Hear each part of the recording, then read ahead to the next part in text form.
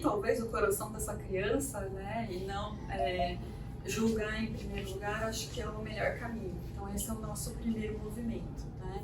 Por exemplo, em termos de diagnóstico, nem eu, lógico que tem um repertório, mas não é o meu papel nem lá na escola, né? Tem uma equipe multidisciplinar de especialistas pensando nisso. A gente não vai conseguir na igreja, em às vezes 1h30 por semana, discriminar o que é de diagnóstico e o que não é. Talvez com mais contato a gente possa entender um pouco melhor e a própria família buscar as ajudas dentro das possibilidades que a igreja oferece. Okay? Uma dica importante também é quando a criança tá ali perto da gente, de alguma maneira participando do diálogo, evitem falar só sobre a criança com ela do lado. Procurem falar com a criança, ou pelo menos cuidem do diálogo que vocês estão tendo entre os adultos, seja tutor com auxiliar, professor com auxiliar, professor e os pais. Cuidem daquilo que a criança escuta, né? Porque ela está atribuindo significados a ela mesma. Então, prestem atenção, falem na frente dela coisas que ela poderia escutar e de preferência incluir, até para que ela possa assumir as responsabilidades daquilo que a gente está conversando.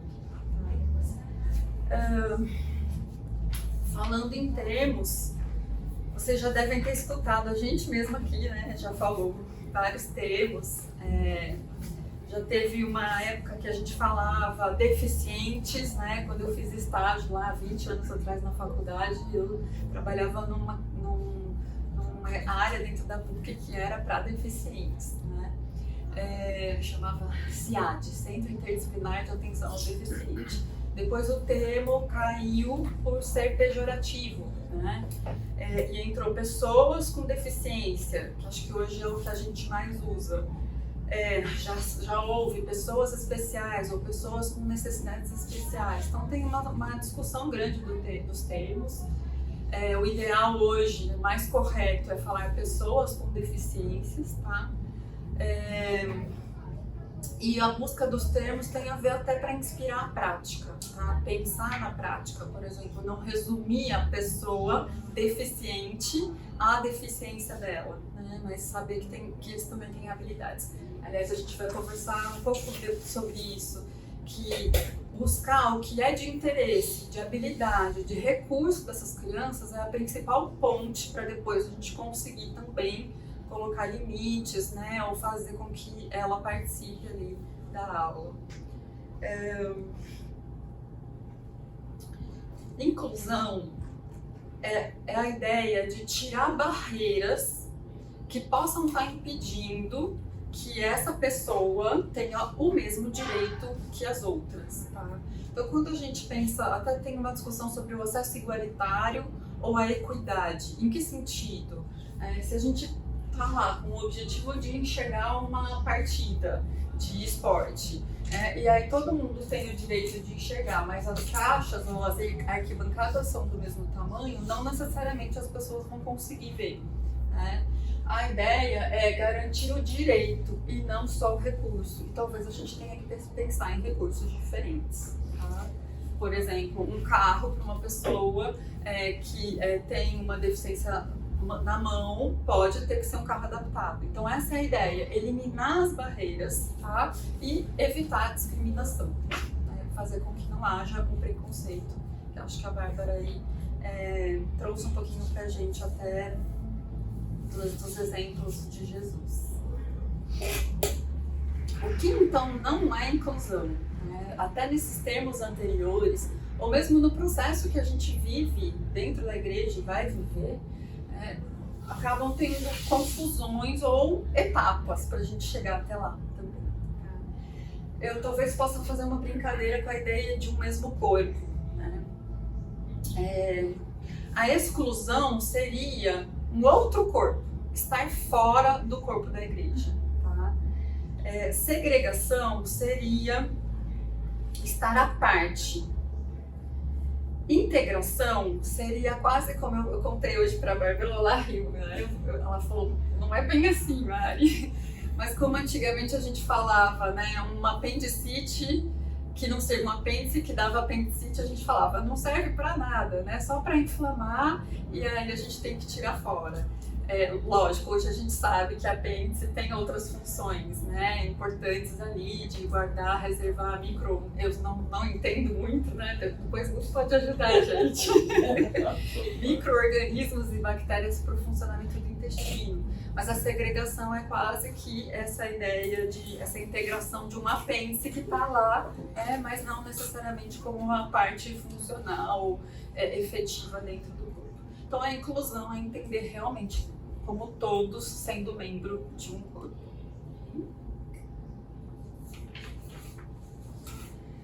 Quem são as crianças com deficiências? Na nossa conversa, aqui nas próximas aulas, a gente vai fazer um movimento assim. Primeiro a gente começa com alguns fundamentos bíblicos, daí a gente vai trazer alguns diagnósticos e a gente vai eleger diagnósticos que a gente sabe que tem na igreja, tá? E priorizar esses, daqueles que a gente já sabe. E aí depois a gente traz estratégias para lidar práticas. Então a gente vai, assim, doses homeopáticas um pouquinho por vez, tá bom? Para também vocês não saírem de repente do primeiro encontro só com os diagnósticos, né? Sem de repente olhar possibilidades de prática junto com as crianças, tá bom? Existem, a gente pode colocar em alguns pacotes, assim, né? Existem as síndromes, que têm alterações genéticas, tá? Ou falhas. Existem os transtornos de neurodesenvolvimento, e geralmente esses transtornos, eles acumulam disfunções, ou seja, não é concreto, neurológicas a fatores ambientais. E aí fica difícil definir. Hoje de manhã também estava conversando com uma professora, e aí ela falava, e aí essa história de aparecer tanto autista, será que é porque hoje a gente faz mais diagnóstico? Não excluo, a gente não exclui, realmente hoje a gente tem muito mais repertório para fazer diagnóstico, mas não é só isso, né? A gente tem coisas que a gente consegue comprovar, então eu estava contando, hereditariamente os pés das crianças estão maiores. Talvez vocês sintam isso, né, com seus filhos ou comparando, né? Então eles estão lá com 12 anos, já estão calçando o mesmo número que a gente. Tem alguns fatores que a gente sabe que tem a ver, né? Então, por exemplo, no autismo ou no TDAH, não é fator suficiente, tá bom? Mas é muito comum que tenha casos aí, ou de transtorno bipolar na família, ou de esquizofrenia, ou outros autistas, né? Ou, enfim, outras disfunções. Quando a gente fala disfunção, a gente não consegue, por exemplo, numa fotografia, ver no cérebro dessa criança algo, dessa pessoa, né, algo que esteja faltando, como numa paralisia cerebral, né, mas tem a ver com funcionamento. Então, em imagens neurológicas de funcionamento cerebral, a gente consegue perceber essas alterações. E se a gente for começar, assim, com alguma pista, vamos pensar no bebê que nasce, o que regula ele, basicamente, são os sentidos, né? Então é a propriocepção, ele percebe que ele está com fome, um incômodo, que ainda nem tem o nome de fome, e aí ele chora. E aí vem o leite, que vai responder a essa necessidade, e assim ele vai discriminando. Se a gente tem alteração neurológica de funcionamento, e esses sentidos, ou eles falham, sentem muito mais, ou eles sentem muito menos, o esqueleto, os sentidos basicamente são, nesse começo, o esqueleto do funcionamento neurológico não vai sustentar, né? Porque às vezes uma coisa está hiperfuncionando. Eu já estive com um menino que ele começava a ficar nervoso, falava, bem-vindo na crise. E aí eu não conseguia discriminar, e eu falava, o que é que está te incomodando? Eu não conseguia discriminar. Gente, sem brincadeira, dali uns 2 minutos passava um avião. Aí ele viu o avião ia embora e ele conseguia acalmar. Então ele estava escutando esse barulho de muito longe. E a gente sabe disso porque também em imagens neurológicas, quando tem pessoas que têm alterações físicas no cérebro, elas também podem ter isso. Tem um livro do Oliver Sacks bem legal, eu acho que é O Homem que Confundiu Sua Mulher com um Chapéu, né, que ele quase em contos, ele descreve um pouquinho isso. Então, só para dar uma pista aqui para vocês desses transtornos de neurodesenvolvimento. A gente vai trabalhar aqui hoje a síndrome de Down, tá? No próximo encontro, o TDAH, que é o déficit de hiperatividade e atenção. Vou pular, tá? Altas habilidades e o TOD. No terceiro encontro, com a ajuda da Júlia, que é fono, provavelmente do Gutinho, autismo e algumas deficiências físicas, motoras, auditivas e da fala. Vamos mais comentar, porque aqui na igreja as crianças que a gente sabe que tem, ou as estratégias podem ser as mesmas, ou está combinado com outros diagnósticos, o que é muito comum, tá bom?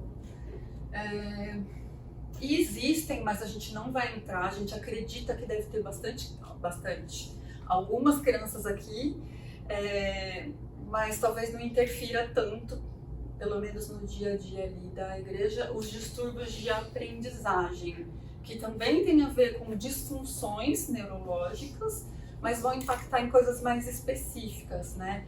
Como a dislexia.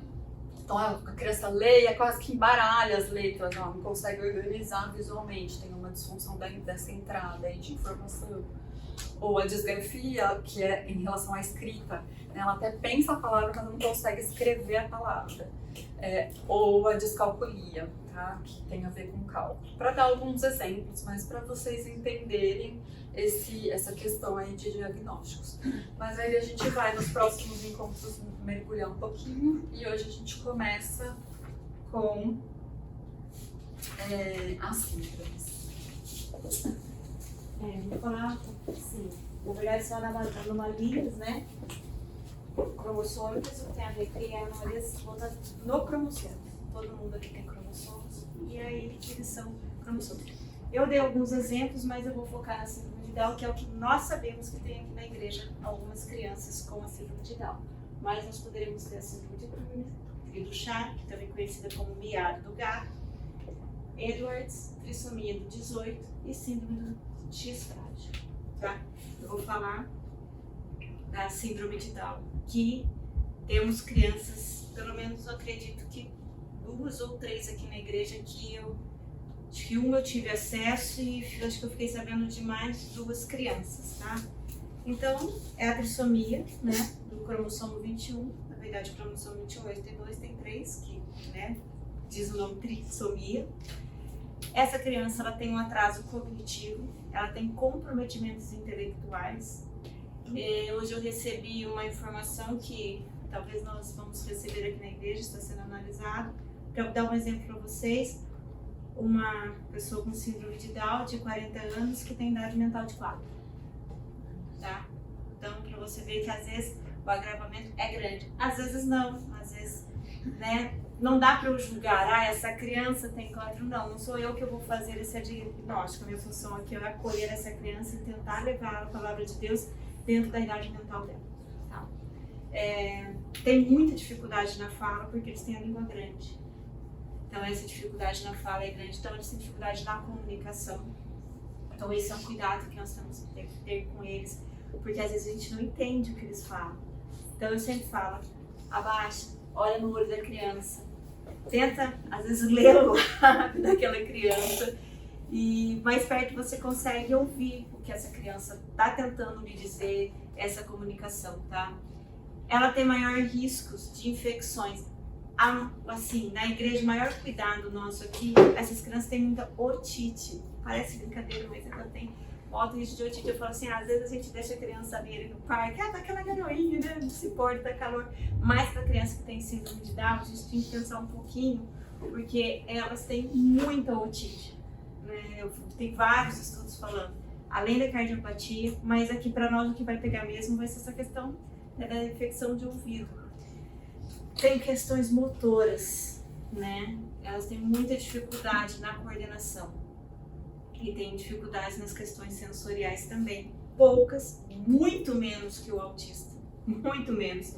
Isso é algo que às vezes não dá nem comparação, mas a coordenação motora, eles têm muita dificuldade no andar, na pega do lápis. Então, eu falo assim, olha, preciso às vezes ter um lápis jumbo ali na sala, que a pega se torna mais fácil para essa criança, porque o lápis às vezes é fino, essa coordenação motora fina para ela, gente, é tão difícil para ela.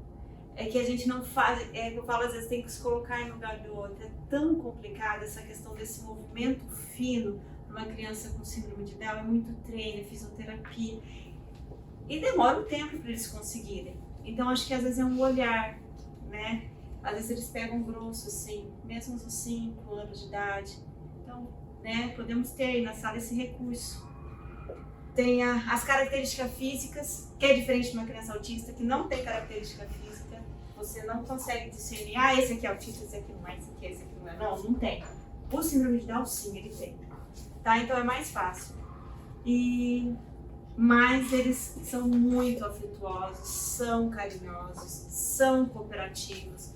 Dá para colocá-los, assim, para ajudar muito na questão da sala de aula, valorizar esse potencial deles, porque eles são, gente, muito carinhosos, muito mesmo. Acho que na sala de 5 anos, nós temos de 4 anos, que agora foi para 5 anos, nós temos uma criança com síndrome de Down. Então, acho que agora nessa transição ela foi para a sala de 5 anos. Ela é um doce de menina, é uma menina, é um doce. Então dá para, né, trabalhar as habilidades dela. E é uma questão assim que eu falo assim, você quer ir pro parque? Ela concorda que ela quer ir pro parque, mas ela tá com o lanchinho na mão, ela não vai largar aquele lanchinho para ir pro parque. Ela vai falar que quer ir pro parque, mas ela continua comendo lanchinho. Então, às vezes, é necessário essa visão do professor fazer essa troca. Então, você guarda o lanchinho para você ir pro parque. Você ajuda essa criança a guardar o lanchinho e ir pro parque. Porque senão ela não sai, ela só fala que ela quer ir pro parque e fica comendo o lanchinho sentadinho na mesinha, ela perde o parque e ela não sai dali. Aí, às vezes, por isso que eu falo, tem que ter essa habilidade. Olha, então você quer ir pro parque, já tá dando tempo, guarda, ajuda ela a guardar o lanchinho, aí ela vai toda feliz pro parque. Tá? E temos que ter cuidado com essa questão do síndrome de Down, que às vezes eles comem demais, compulsivamente.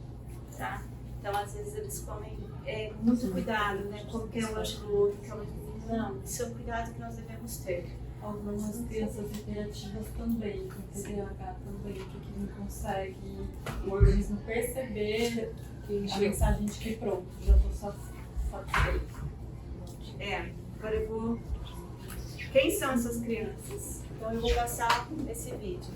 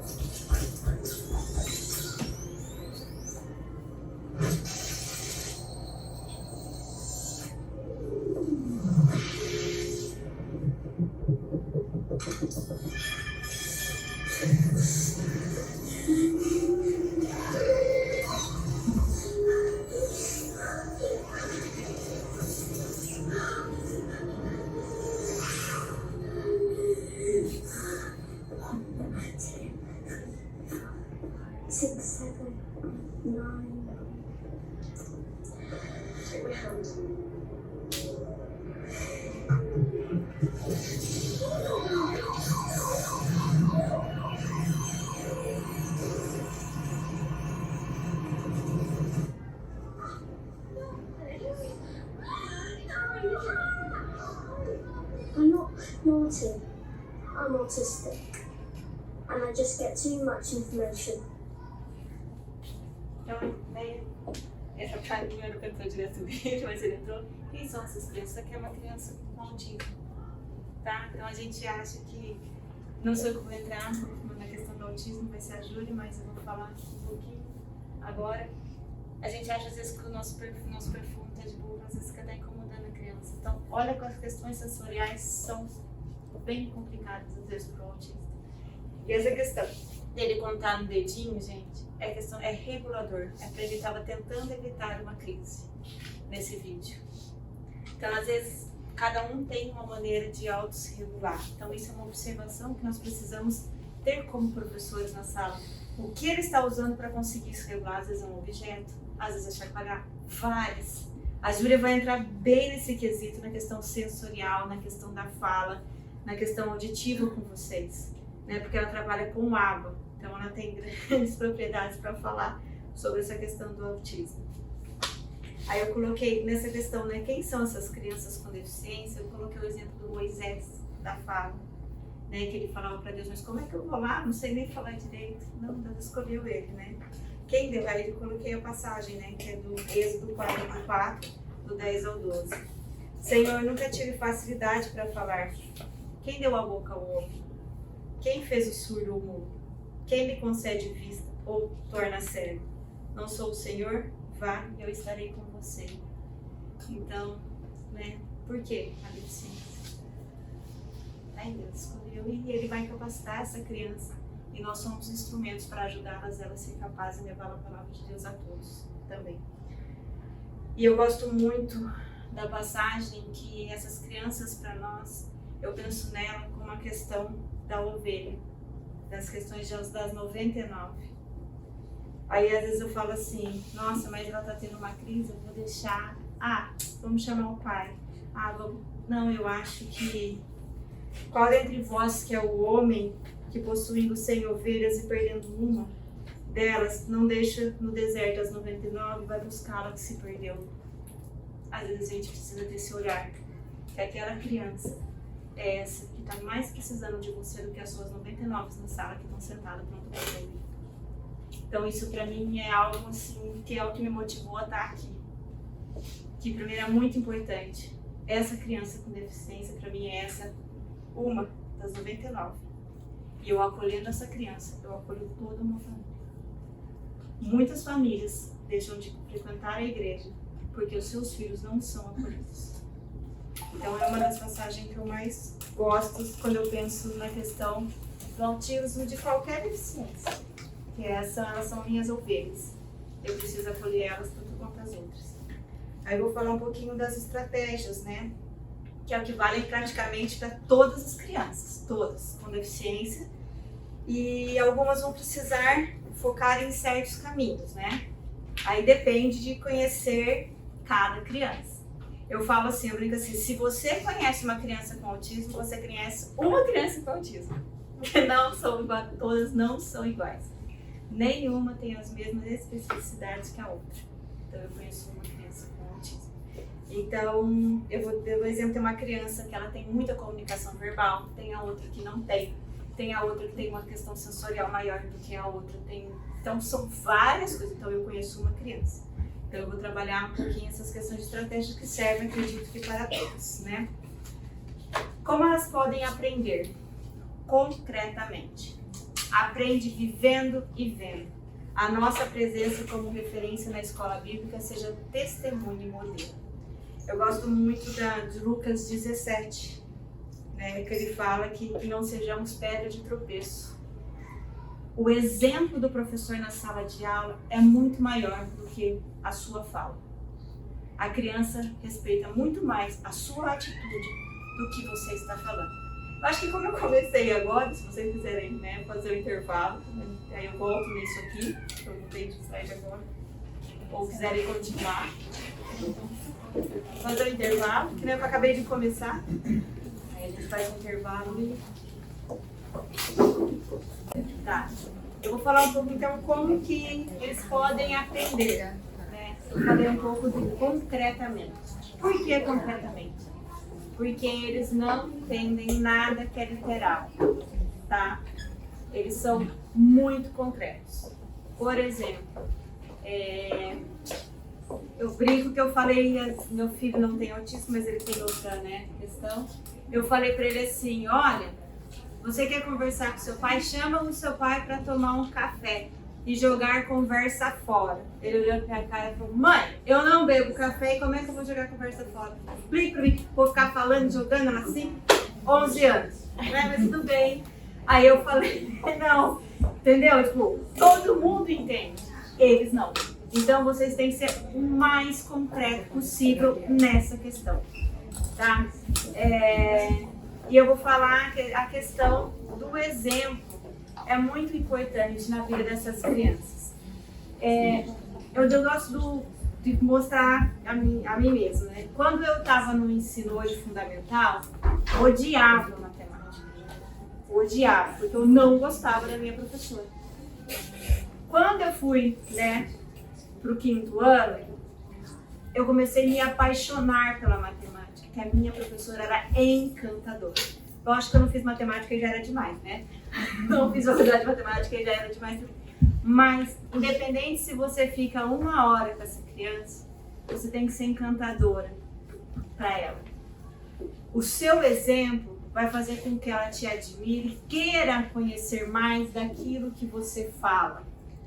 Então eu falo que muito mais importante para essas crianças é o seu exemplo, as suas atitudes, do que o que você fala da Bíblia na sala. Porque elas são extremamente observadoras. Não apenas as crianças com autismo, com Down, mas todas. Cuidado com o enfoque que eu dou no tema bíblico que é me dado. Isso é muito sério, gente. Eles vão guardar, às vezes nós damos um enfoque que para nós é tão claro, para eles não. E temos que ter muito esse cuidado quando nós preparamos essa aula. Eles levam aquilo para casa. Eles vão levar aquilo que você enfocar, que é o que eles mais vão gravar. Por isso que eu falo, cuidado no enfoque, cuidado com a minha atitude, cuidado com, né, essa expressão dramática. Eu acho sim que temos que ter expressões. É o cabo? Não. Não? É. Deve ter batido. Não, É tudo fácil. Virou tudo. podemos até lá. Espera. Ah, que ótimo. Eu espero que você então elas aprendem muito com essa questão, sabe? No meu maneira, essa questão, nossa, muito. Para uma criança que tem deficiência, eu falar com a mão, eu agitar, eu fazer. Gente, é um caos para ela. Elas se perdem no que elas vão prestar atenção. Uma criança, o excesso de materiais visuais, né? Nossa, põe lá um emoji, aí põe uma outra carinha, aí, socorro Deus, a criança fica assim, e agora? Né? Eu olho para ela, eu olho para a imagem. Tem que ser visual, sim, mas cuidado com o excesso, né? Cuidado com o excesso da dramatização que vocês fazem na sala. É bem complicado, né? Essa questão para eles, para todas as crianças. E aí eu gosto também, né, que eu falei da pedra de tropeço. Cuidado para não sermos essa pedra de tropeço na vida delas. É muito sério isso, tanto que, né, Lucas 17 ele fala, né? Aí daquele que é pedra de tropeço, que amarre uma pedra no seu pescoço e se atire. Então eu vejo com cuidado, porque às vezes eu falo para ela o que é demonstrar o amor. O amor é um sentimento, não, o amor é uma atitude. Eu decidi amar. E nessa questão de eu decidi amar, quando eu acolho essa criança que está numa crise, eu mostro para ela concreto o que é o amor. Quando eu deixo ela, eu não mostro para ela que é o amor, eu só estou falando, ela não vai aprender. Então eu acho que tudo aquilo que nós fizemos, que nós demonstremos com as nossas atitudes no dia a dia, e principalmente, mas eu só fico 1 hora. Mas essa hora é crucial na vida dessa criança. Ou eu amo ou eu odeio a palavra de Deus. Às vezes é o que eu falei, por causa de um professor, essa criança desestimula inteira essa vivência com Deus. Para que eu vou na igreja se eu sou rejeitado? E a outra, por que eu vou falar do amor se olha a atitude da minha professora que não demonstrou em nenhum momento isso? Ela só falou. Então, é muito sério. É o que a Mari falou um pouco, nós não sabemos se eles vão entender. Então é repetir, repetir, repetir. Garantir a oportunidade de entendimento. Se alguém puder abrir Deuteronômio 11, 19 e 20, ele fala sobre isso. E lê.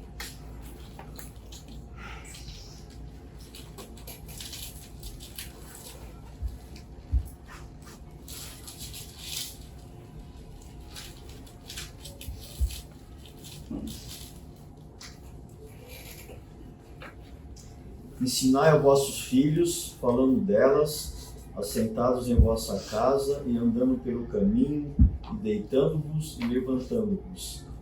Escrevei-as nos umbrais de vossa casa e nas vossas portas. Repetir, repetir e repetir. Então, eu acho que isso é algo que nós devemos ter aqui no semiário. Eu acho muito importante, que para mim é o que mais importante a gente conseguir fazer com essa criança, com qualquer tipo de síndrome, entenda, é quem foi Jesus e o que ele fez por nós, entender o plano da salvação, né? Que é o que nós conseguimos de objetivo para eles, é entender o plano da salvação. Nós conseguimos isso e a gente já ganhou o mundo. Esse é o maior foco que eu tenho. Eu quero que essa criança entenda quem foi Cristo e qual é o plano da salvação para a vida deles e da nossa. Tá? Eles podem precisar de adaptações, antecipações, explicações detalhadas, como pode ser mais denso, para exercitar nosso amor paciente, bondoso, tudo suporta. Então, quem quiser puder abrir, né, 1 Coríntios 13, 4 ao 7, ele fala sobre isso.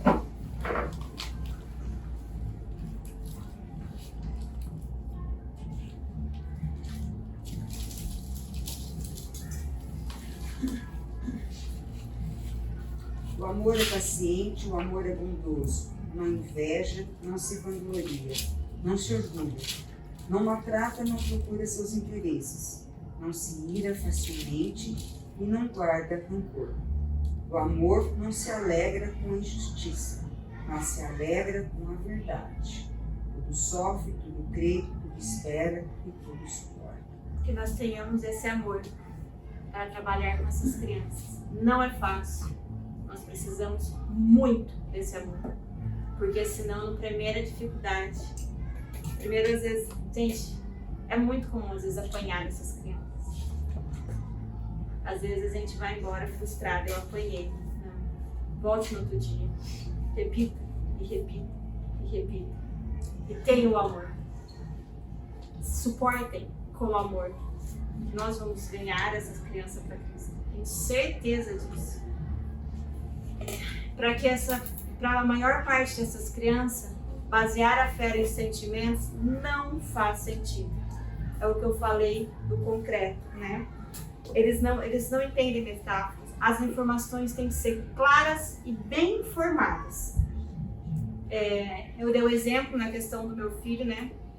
Muitas vezes as crianças, ela é igual a outras crianças nessa questão do entendimento de metáforas. Às vezes a gente acha, só essa criança. Não, às vezes várias outras, né, tem essa dificuldade em entender muitas coisas. Eu brinco que uma das passagens mais difíceis da Bíblia conseguir explicar para a criança é Cabaleia, engoliu o Jonas, deixou ele do outro lado da praia, né? Vai ser uma metáfora bem complicada de você. Na cabeça dela, ela vai realmente criar esse concreto. Ela vai imaginar essa questão, que se ela for no mar, uma baleia vai colocar ela na boca, vai levar ela do outro lado e vai deixar ela no outro mar, gente. É muito concreto para ela isso. Então eu brinco que, né, fazer ela entender que foi um evento é a nossa missão. Para que ela não vá na beira do mar e espere uma baleia engolir e levar ela do outro lado. Então, não trabalhem com metáforas. Trabalhem tudo que vocês falarem seja concreto. Tudo. E elas costumam interromper com algumas perguntas. Como, por quê, o quê, quando, onde. Gente, as nossas respostas têm que ser lógicas. Nós podemos dizer, tá na Bíblia. Não. Porque a fé para eles tem que ser lógica. A fé, elas não podem ser a metáfora, né? Eu creio porque eu creio. Não, a fé é lógica para eles. E tem que ser baseada em fatos. Eu acho que para a maioria das crianças tem que ser baseada em fatos. Eu não posso falar, porque tá na Bíblia, né, tá no Salmo, não sei. Gente, não existe isso para eles. Eu tenho que comprovar em fatos. Não, porque o amor de Cristo é assim. Olha, essa passagem da Bíblia, Deus ajudou fulano de tal. Olha, é muito claro. Por isso que eu falo que o maior exemplo nosso dentro da sala de aula são as nossas atitudes. Eles vão aprender com os nossos gestos do que com as nossas palavras. Né? E agora eu vou falar um pouquinho, né, do Posso planejamento. fazer uma pergunta? Pode. Eu não sei se eu estou antecipando alguma coisa ou desconheço alguma coisa. Quando você fala sobre aprender, quando você fala sobre sala de aula, a gente tem um contexto diferente na igreja de manhã, que é uma sala de aula, e você tem à noite, que é o culto infantil, que é uma dinâmica Totalmente muito diferente, com impacto para a criança muito diferentes. E você falando todas essas coisas, eu já estou ficando meio preocupado aqui. Nós criamos, eu acho que no curso foi de tutores, alguém aqui falou que trabalhava no culto e no cultinho e colocou a questão, nós temos alguma dificuldade com a hora da música, elas entram em crise. Aí nós demos as sugestões. Na última aula nós vamos trazer essas sugestões, tá? Legal, Você está antecipando obrigado. a nossa prática. Mas nós demos algumas sugestões. Por exemplo, essas crianças, elas ficam no cultinho, elas ficam, mas depois elas têm um momento que elas vão para a salinha. Uhum. Esse momento da música, nós colocamos a estratégia de ter uma caixa, tá? Não precisa ser grande, com folhas diferentes. Nós precisamos conhecer a criança, do que ela gosta. Nós temos uma criança aqui que gosta de calculadora.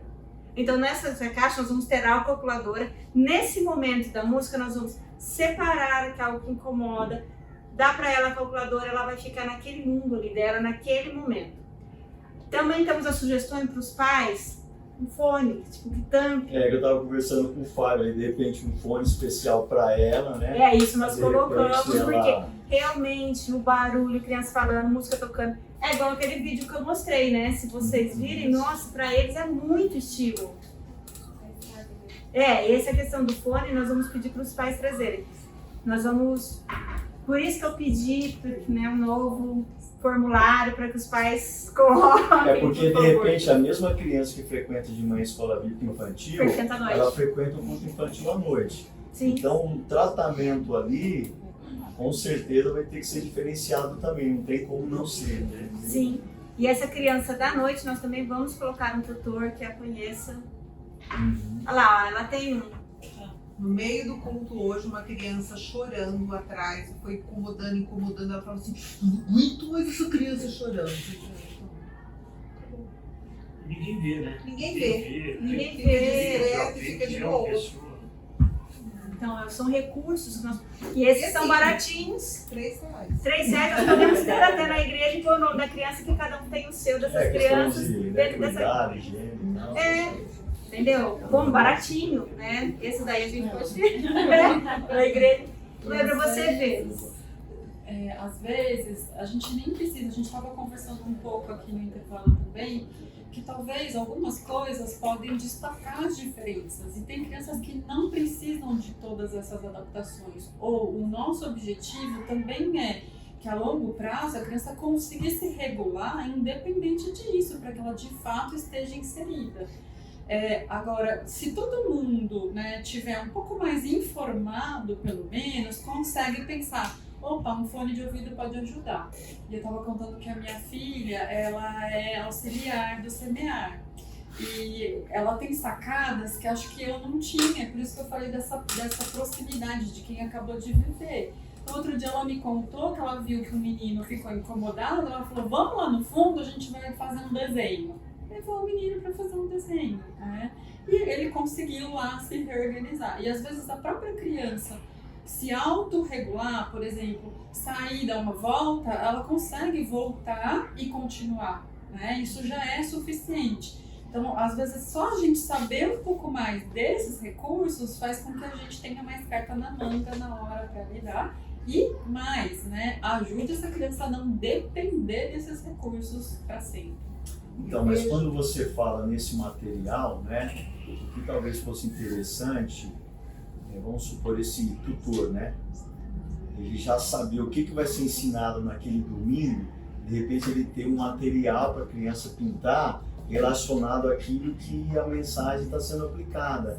Então, lógico, é algo que você vai ter que planejar, vai ter trabalho, mas seria pensando tudo em planejamento e ensinar, né? Ensinar. Opa, tá falando sobre tal coisa, então eu vou levar ele para o fundo da sala para pintar um material referente àquilo que o tio tá ensinando lá na frente, entendeu? Sim. Então, de repente... Bárbara, só para ilustrar, quando a Ana era minha aluna, eu conversava muito com a Laura pelo WhatsApp. porque tinha como coisa que eu não sabia fazer, né? E aí ela falava assim, não, explica desse jeito. Então ela me dava sugestões até de como explicar coisas para os outros entenderem. Então toda semana eu estava falando com ela no WhatsApp para ir me norteando, né? Por onde caminhar. Sim, isso é uma coisa que nós também colocamos como meta, ter esse contato com a família dessas crianças, para eles darem, olha, isso aqui causa crise. Ó. Nós temos uma criança aqui que não pode ver dinossauro. Então, por exemplo, tem uma lancheira de dinossauro bem na porta, é óbvio, já vou ter essa cara, eu vou pôr ela lá no canto e vou entrar com essa criança e vou entrar pelo outro, para que aquela criança não veja, não tenha aquela crise. Mas eu pedi, né, essa questão, eu preciso que os pais também tragam essa questão. Essas crianças, elas têm, a maioria delas, a gente espera que esteja essa equipe de apoio para fora. Eles têm teóricos, têm fono. E essa fono, essa psicóloga, essa TO, dão dicas para os pais como trabalharem. E esses pais trazendo para nós, gente, vai ser muito mais fácil lidar. Porque nós vamos conseguir antecipar algumas crises, nós vamos saber da maneira que ele aprende, né? Nós conseguimos planejar uma aula de uma forma diferente. Então, também temos essa dependência. Só que alguns pais não querem, não vão aceitar fazer e vamos ter que aprender a lidar da mesma maneira, né? Eu acho é importante a gente entender o porquê não, né? Porque de repente, outro dia a gente estava conversando de uma criança que queria sentar no mesmo lugar. E aí a pergunta, permite que essa criança sente no mesmo lugar ou não? E aí quando a gente conversa com a família fala, não precisa, ele já dá conta de sentar em outro lugar. Então por que aqui ele fez esse pedido, essa demonstração? Bom, é um lugar novo, faz 5 meses que a criança não vem, não é um lugar tão cotidiano, então primeiro a gente vai acolher e depois progressivamente a gente vai expandir. A gente já sabe que ele dá conta de não sentar sempre no mesmo lugar, mas nesse momento, primeiro a gente acolhe, aí a gente estabelece uma relação da igreja como um todo, ou de uma pessoa mais específica, que inspire confiança e sabedoria, que a criança consiga a partir daí também estender esses aprendizados. E outra coisa também que eu coloco para os pais, assim, que eles falam assim, né, que eu conversei com a porque a psicóloga falou que na escola ele precisa fazer isso. Gente, ele passa 5 horas na escola, aqui ele passa 1 hora, eu não vou fazer nada que a escola faz, pelo amor de Deus, porque eu vou ter uma crise aqui dentro que talvez a gente não vá conseguir controlar. A escola é a semana toda. É a também, semana né? toda, gente, são 5 horas, a professora tira, ela tem recursos diferentes, ela tem sala, ela tem 500 pessoas para ajudá-la que nós não temos e nós precisamos acolher essa criança. Então, porque a psicóloga falou que essa semana ele precisa usar outra coisa, ele está dando trabalho, mas você, não, aqui eu não vou inserir. Não vou, porque aqui ele vai entrar em crise. Gente, às vezes crise é um complicado, às vezes ele se joga, ele bate no outro, ele joga objeto. Então nós temos que ter esse cuidado. Então nada que a terapia falar que vai mudar naquela semana, eu não vou mudar na igreja. Na igreja eu vou... né? Talvez mais pra frente, quando eu estiver adaptado muito bem dentro da escola, da casa, eu possa inserir aqui. Porque é muito complicado, nós ficamos 1h30 com essa criança. Né? Então... E nessa 1h30, por exemplo, de manhã, né? Tem atividade, lanche, parque, oração, né? Eu fico pensando como vocês dão conta. Roda de brincadeira, tem tudo aqui, né? Nós somos mais que especiais. Tem 1h30, nós fazemos tudo. Então, né? E aí eles ensinamos a palavra de Deus e eles têm que decorar o versículo. Que versículo é aquele de 5 linhas, mas tudo bem. Então, assim, pensar nisso, né? Eu mandei um versículo para decorar de 5 linhas, gente. Não é só a criança com coisa, nem eu decorei. Cuidado, né? Um dia eu vou cobrar cuidado, né? Às vezes a gente dá uma resumidinha ali no versículo, ajuda bem, né? A criança, eu penso nisso. Às vezes eu sempre fazer isso. Olha, o versículo é esse, mas a tia vai mandar um bem resumidinho, que tem o mesmo sentido. Eu fazia, gente. Bom, então a gente tem que ter cuidado com o excesso de informações. Porque tem que ter etapas, clareza e objetividade. Preparar antes. Por isso que eu sempre bato. Clareza nos objetivos. Pensar em outros caminhos. Usar recursos pedagógicos. Então, é o que nós estamos falando. Eu estou ensinando ela da tal maneira. Aí a Laura ia lá, ajudava ela com outra. Não, olha, minha filha aprende assim. Gente, assim, eu tenho consultório. Para mim é fácil. Eu vi que a criança não aprendeu daquele jeito, não, eu já tenho outra sacada, eu já ensino de outro jeito. Eu tenho outra sacada, mas eu trabalho com isso, então para mim é muito comum eu ter várias sacadas e ir mudando até que a criança entenda. Aqui dentro, não, a maioria não é profissional da área da educação e muito menos na questão inclusiva. Não tem essa sacada. Então nós precisamos orientar. Olha, se ela não está entendendo, tenta dessa forma. Por isso esse relacionamento com o pai é importante. Isso, o tutor vai nos auxiliar. Vai auxiliar. Porque imagina a nossa situação, né, Marcão? Tá ali com 40, 50 Isso. crianças. Infelizmente, Não vai dá. passar. Vai passar. Perceber. Não vou conseguir conta. chegar na criança. Né? Então nós já fizemos o treinamento de tutores, nós precisávamos fazer de professores e vamos fazer de auxiliar. Eu já falei com a Cris na questão de pensar nessa escala. Quem são as crianças? Só que eu preciso ter com objetividade. Quem são as crianças do cultinho que precisam? Quem são? Aqui eu sei algumas. Eu estou esperando os pais, né? Alguns responderem um novo questionário que nós vamos enviar para a gente ter uma menção maior. Para a gente conseguir já escalar. Nós já temos tutores que querem, né? Já começaram a trabalhar. Até pensei em alguns eu já colocar, porque algumas crianças que nós já sabemos. Mas nós vamos, por isso que eu coloquei os tutores. Não dá para o professor sozinho. Nem na sala de aula de uma escola a gente consegue sozinho. Bárbara, hoje, quantas crianças a gente está falando que a família já deu essa certo pra gente? 1, 2, 3, 4, 5, 6. Acho que mais de 10. Pelo menos acho que mais de 10, umas 15 crianças. Mas que os pais notificaram. A gente sabe que tem outras que não estão notificadas. E que não necessariamente vão precisar de um tutor. Mas pode ser que numa situação, por exemplo, de crise, né, precise de um apoio. Aí vai também, né? Por que a gente está compartilhando tudo isso com vocês, sendo que algumas coisas não são vocês, professores, que vão fazer? Para que vocês entendam o que o tutor está fazendo, ou numa hora que não esteja com o tutor, tenha essa percepção, essa sensibilidade, nem que seja para chamar algum apoio. Porque não é questão de crise somente, né? Mas Sim. do aprendizado. Se a gente não está conseguindo atingir o coração da criança, Que é o nosso objetivo. Que é o principal objetivo. Se tiver alguém para falar, olha, você precisa. Se você for falar da Trindade, um dos maiores. O aluno tem problema. Eu quero trazer isso para vocês verem que nós não é Mais simples. né? Então, e sendo claro, objetivo, concreto, sem usar analogia. Sem falar que Deus é criança.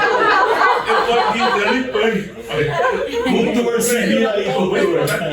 Trindade, ou seja, justificado, foi justificado, mas peraí, quem morreu? Mas o pecado era meu, ele pagou, mas a conta era minha. Esse é o seu desafio. Você fala assim, Espírito Santo, por favor, faça a sua parte, faça a sua obra. Ah, não vai ter a parte didática aqui, não? Quando a Bárbara, a Cris, né, chamaram a gente para o projeto, e aí eu comecei a dimensionar, trabalhando em escola, já tenho desafios, e aí a minha oração diária passou a ser: Espírito Santo, atua, porque só, né, Pela misericórdia. Então, mas você fato sabe... simples. Uma vez a gente, em casa, no culto doméstico, conversando com ela a respeito do ir para o céu. Ela virou para mim e falou assim: mas eu não quero ir para o céu. Meu filho, Aí eu falei assim: mas por que você não quer ir para o céu? Porque minha cama tá aqui, meu quarto tá aqui, o que eu vou fazer lá? Aí eu parei um pouquinho e falei assim: eu falei, minha filha, mas você concorda comigo que Deus é poderoso para todas as coisas? Ele fez todas as coisas. Eu falei, então, se isso é importante para você e ele quiser que você vá morar com ele no céu um dia, você acha que é difícil levar essas coisas? Ah, não, ele pode tudo. Eu falei, então, isso pra gente, você fala assim, nossa, mas que absurdo você falar com a criança que a cama dela vai pro céu. Não, ela tem que sentir a segurança de que Deus sabe tudo que ela precisa. Se na cabecinha dela entender que a cama, o boneco, o travesseiro, ok, ele sabe tudo. Então ela tem que descansar que Deus sabe tudo que é importante para ela. E Você que tá com ele... muita experiência, tá dando aula. Então, é o concreto. Olha onde ela se apegou. É. O concreto, aqui é a minha segurança. Ela se apegou na minha cama, na minha casa, na minha família, no meu quarto. É o que eu falo.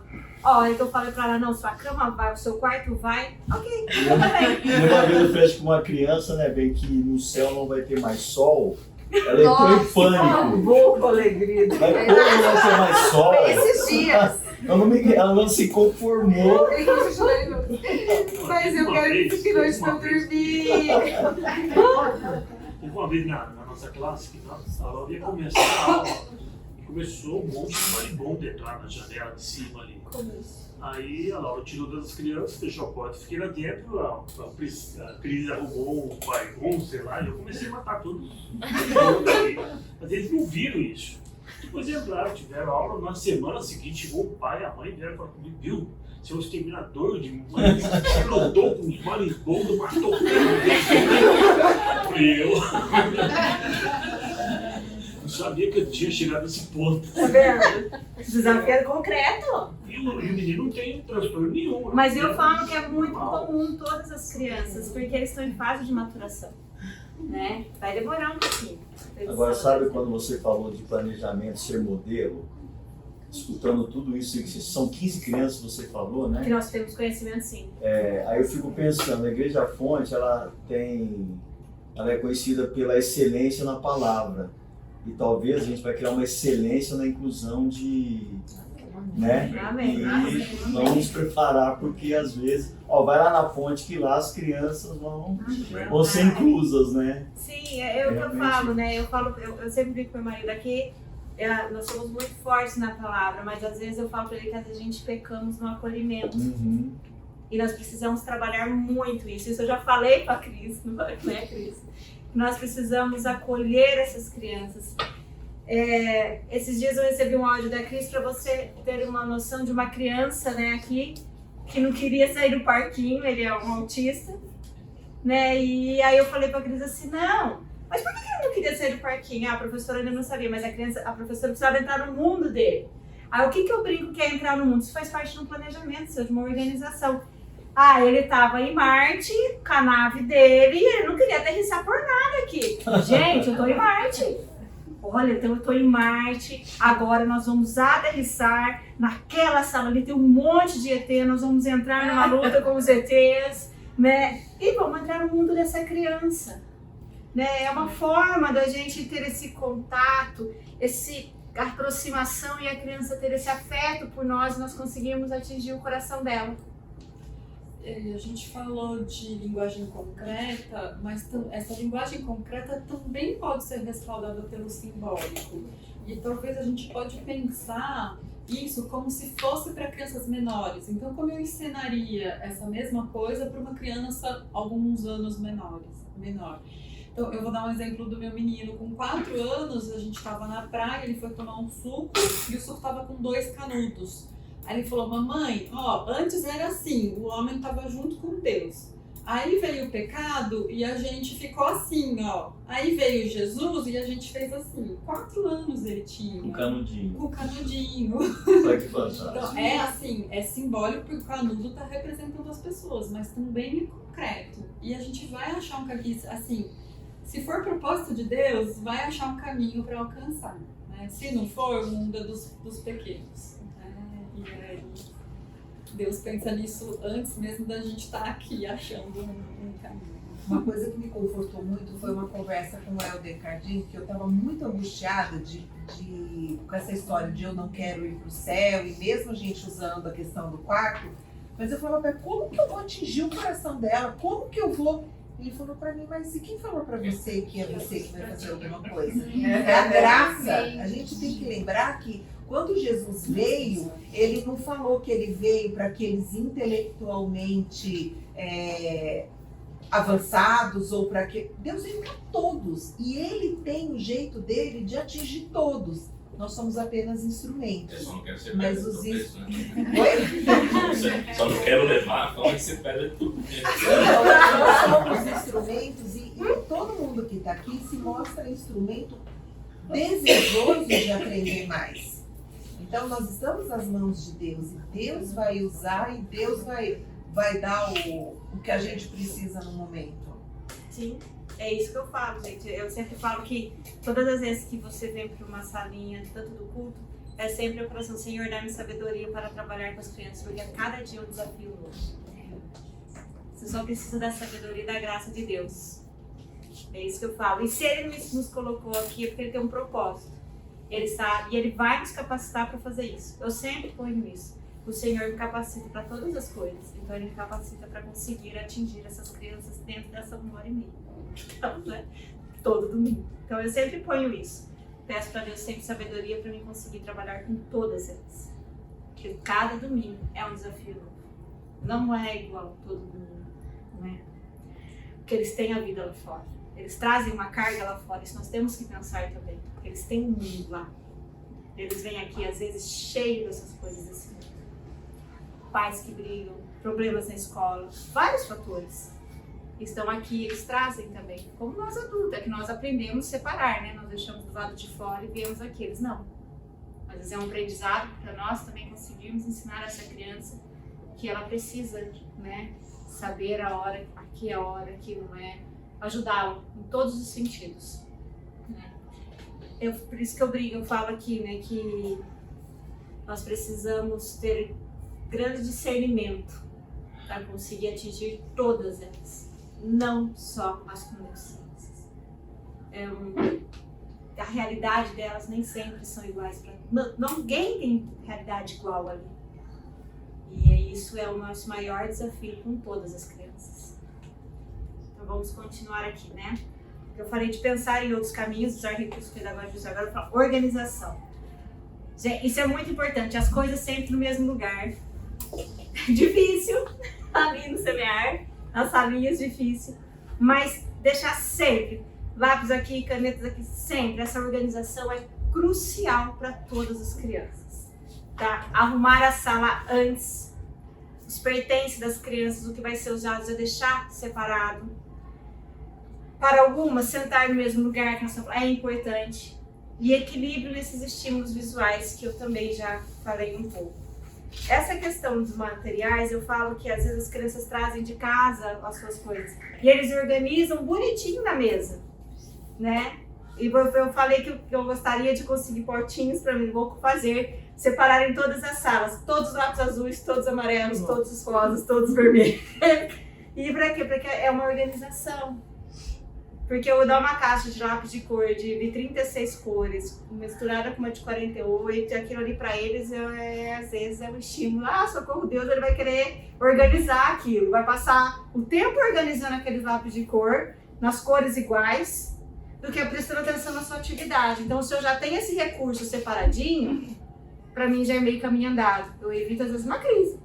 Ou mesmo uma criança com TDAH, acho que esse referencial de organização também é muito para as crianças com questão de atencional. Porque senão ela tem que pensar que cor que ela vai pegar, onde está, como que ela discrimina a cor. Se as coisas já estão mais organizadas, o referencial externo está maior, ela consegue focar no que é essencial, né? E seguir o prumo aí. Outra coisa que eu falei, eu já pedi para o Natanael, é rotina. As salas precisam ter rotina. Chegada, lanche, parque, oração, roda de conversa. Roda de conversa, tudo, o planejamento de vocês, que é dia a dia, ter isso em rotina. E ser visual para a criança. Agora é hora disso, porque para trabalhar a antecipação. Então ele sabe que esse momento é isso. Ele sabe que esse momento é aquilo. Fica mais fácil trabalhar com as crianças. O cultinho tem uma rotina. Sim. Então, trabalhar no cultinho, a rotina também. Então, sabe que vai chegar, vai ter isso, tá hora. E eu pedi, né, eu oriento assim, a minha questão com alguns pais é tentar os pais chegar uns 10 a 15 minutos antes, para o professor conseguir acolher melhor essa criança. Né? Porque chega no tumulto com um monte de criança e vai entrando, ali já começa o transtorno na fila. Eu já percebo que a criança que tem alguma coisa que está naquela fila ali, ela já começa a ficar irritada, já chega na sala descompensada. Então, se o professor conseguir chegar na sala, o pai chegar mais cedo, isso, nossa, de grande ajuda para nós. A rotina de visual, né, que eu acabei de falar, é ser próxima da criança, essa rotina, que ela consiga realmente enxergar e entender aquilo, ser adequada para a idade dela, esses recursos, todos os recursos que nós colocarmos ali, ser adequado. Durante a aula, o ensino de comportamentos. Na verdade, como é que eu vou falar? Regras. Na verdade, nós falamos um pouco de combinado. Eu conheço a criança, depois que eu conheço aquela criança, eu posso falar para ela assim, olha, bater no amigo não é legal, então nós vamos criar um combinado. Todas as vezes que você estiver irritado e sentir vontade de bater no amigo, você vai fazer tal coisa. Será? Porque as crianças batem, gente. Vou tomar cuidado o que vai pedir pra ele fazer. Mas olha, eu fiz um combinado com uma criança da sala de 4 anos, eu falei assim, todas as vezes que você se sentir irritado, você vai falar pra tia. Aí ele falou, combinado, porque eles entendem muito bem o combinado. Aí eu falei pra ele assim, olha, agora ele queria um brinquedo pra uma criança, eu falei, olha, agora você não pode tomar. Ele olhou pra minha cara e falou assim, você já está me irritando. Eu não podia me sentir ofendida, eu não combinei com ele. Né? Você está me incomodando demais e já está me irritando. Bom, combinado. Eu não pedi pra ele falar? Não falou. Por quê? Porque ele queria um objeto e aquilo ia gerar briga, porque ele ia tomar esse objeto, mas eu combinei. Eu não posso sentir ofendida quando eu falo para a criança, me fale, me exponha o que você está sentindo. Às vezes é conosco, olha, estou sentindo que você está me irritando, você está me transtornando. Gente, não se sinta ofendido. Leve isso como aprendizado para a gente conseguir mudar e atender melhor essa criança.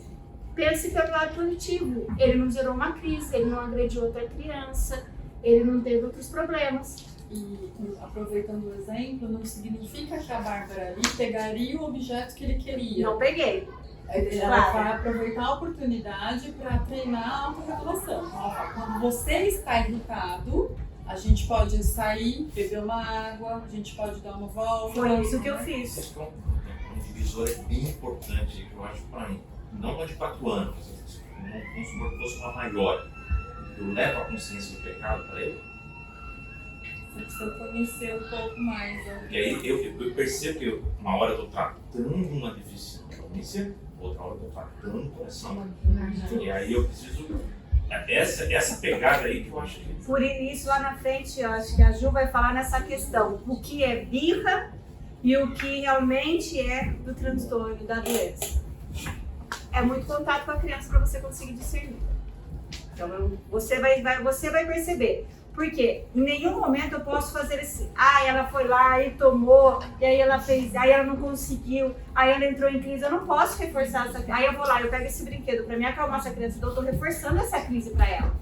Eu não posso fazer isso, entendeu? Então eu tenho que dar, olha, espera ela se acalmar e você, olha, o que você fez não foi legal, você não pode sentar e conversar com ela claramente. Porque todas as vezes que ela quiser um objeto, ela vai ter uma crise e vai dar um choque que você sabe que você vai tomar. Então isso você tem que saber falar, não, nós vamos tirar ela ali, vamos sentar, vamos conversar, vamos respirar e acalmar ela. Para mim, dependendo, você tem um passo a mais. Falar que você não pode fazer e a consequência disso existe o pecado. Porque a gente trabalha muito isso com as crianças, fazer a consciência do pecado. A parte esse é o primeiro prática, passo para você chegar parte a prática isso, com elas, né? Você reconhecer o seu pecado, você reconhece a necessidade de olhar para Cristo. Mas eu já percebi que eu tenho que tomar cuidado também. Nem sempre bate lá no pecado ali tem algo a mais.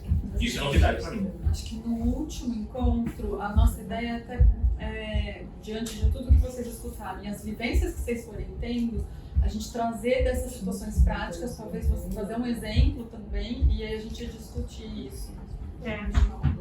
Bom, esses eram os últimos slides, eu acho que eu já falei, né, o estímulo do desenvolvimento, né, estimular essa criança a se desenvolver naquele ambiente, a necessidade de adaptações, eu já falei na questão do lápis adequado, o cuidado na transição entre uma atividade e outra, é a antecipação, é o que eu falei da rotina, eu vou avisar. Eu não posso falar assim, agora eu vou pro parque, vamos todo mundo pro parque. Não. Olha, nós estamos no lanche. Acabou o lanche, nós iremos pro parque. Mas isso com uma antecipação, antecipar a criança no próximo passo. Aí não faz pergunta, não vai falar, vamos voltar pra sala? Não, nós estamos indo, tá? Agora é hora de voltar pra sala. Como não se é fosse você uma que quer voltar pra sala. Não, você nunca vai querer. Esse é o cuidado. Eu não quero ficar no parque.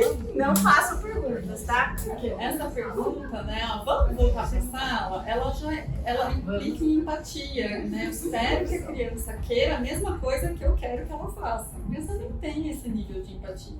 Às vezes nem adulto tem. Entrar no mundo de interesse dela, as instruções serem claras e simples, avaliar a comunicação com o tutor, cuidado, autonomia, e avaliar antes, durante e depois das atividades. Então, assim, para esse domingo era isso mesmo, né? O próximo, a Mari vai falar tudo da questão comportamental. Ela queria falar. Eu trabalho em escola, né? E o ano passado aconteceu várias coisas e eu fiquei com 2 alunos ao mesmo tempo como tutora e um deles era autista e eu falava exatamente isso pra ele, a questão do combinado, e ele fala: eu não consigo te entender se você não me expõe o que você sente. E aí acabou que eu mudei de setor, eu tô no infantil, no meio do ano passado fui pro infantil e constantemente eu encontro com ele vem do meu lado e ele fala assim: eu estou bravo. Então eu não estou mais com ele, é outra pessoa, mas ainda assim, nesses momentos ele deposita a confiança dele em mim. Né? Gente, vocês não têm ideia. E aí isso, naqueles minutos em que eu tô andando no pátio, que ele me encontra, eu vou com a tutora que tá com ele, eu falo: ó, tenta fazer assim, assim, assim, converso com ele nisso, combinado, rotina, o momento do descanso, que ele sempre pede descanso, então ó, vamos ter essas 2 aulas, você faz o que a professora pede, a gente sai 10 minutinhos, volta. E realmente a confiança e o combinado. E para algumas alunos expor em diferentes níveis, o que eles sentem já é um avanço. Muito. Né? Porque nem toda criança consegue expor. Quando a gente fala do papel dos pais como educador, ele é quase que inspirado e dado por Deus, no sentido de amor, misericórdia e disciplina.